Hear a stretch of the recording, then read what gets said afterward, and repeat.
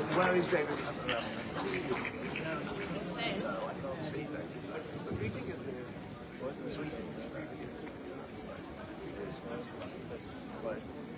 Thank you, Excellency, for those powerful words. Now, I'm delighted to welcome His Excellency Minister Hamish Faulkner, Minister of State for the Middle East and North Africa, to share his reflection on this historic recognition.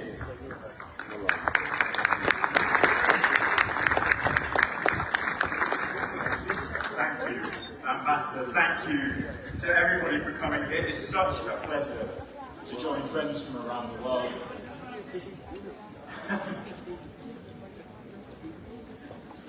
It is a pleasure to join friends from around the world. So many members of the diplomatic corps, the Dean, both of the Arab ambassadors, and of course, the whole diplomatic corps. Yesterday, alongside more than 145 in partnership with key allies, the Prime Minister formally recognised the state of Palestine as sovereign and independent.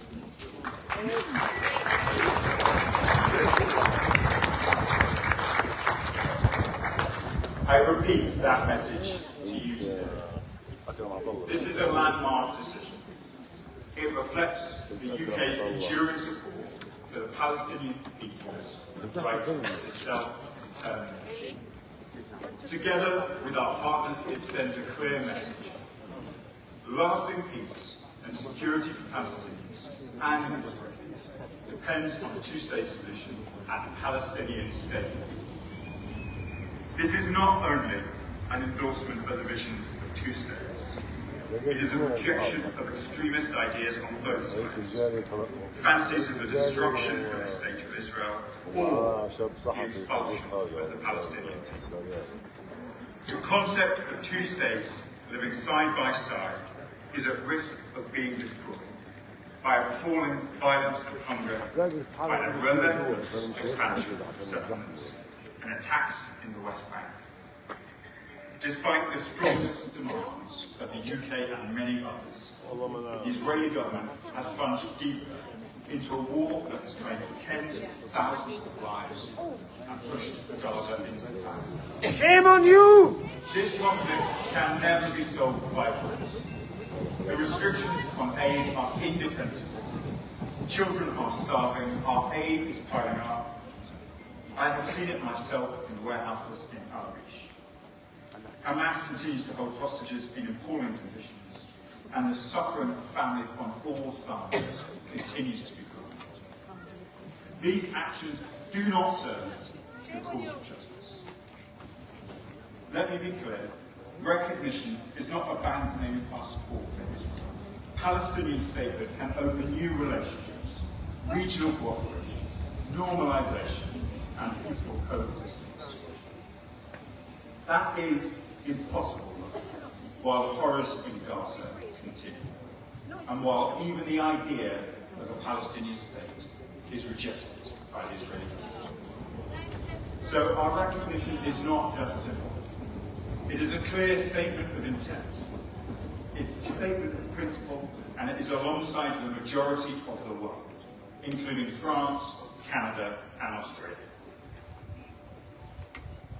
We made our announcement yesterday, as Hassan said, with the hand of history on our shoulder. I know our past in the region. It stretches back to 1917 and beyond.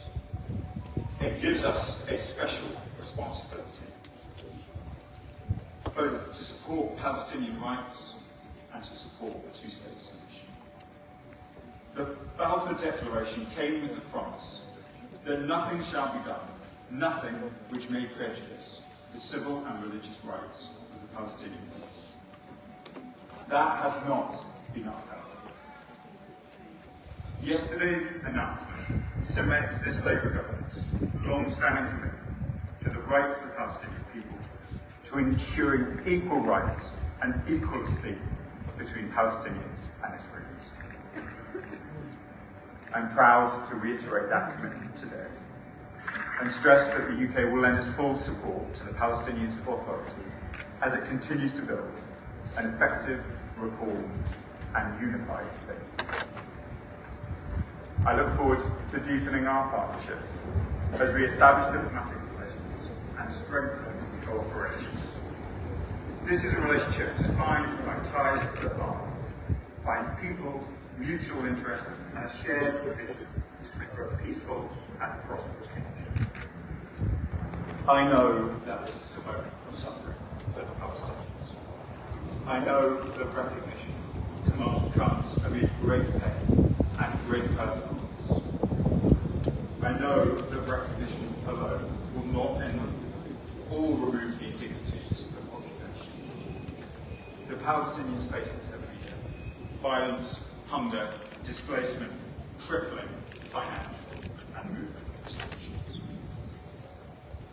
But our wish is that our decision can offer hope, that it can create momentum for real progress, a vital part of a broader push for a just and lasting peace. We need a ceasefire now. We need hostages released. We need Hamas disarmed.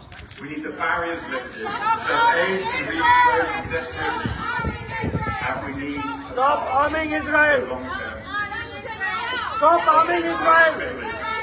and determined to keep pushing for a future beyond this crisis, for a future built on peace, security, and equity.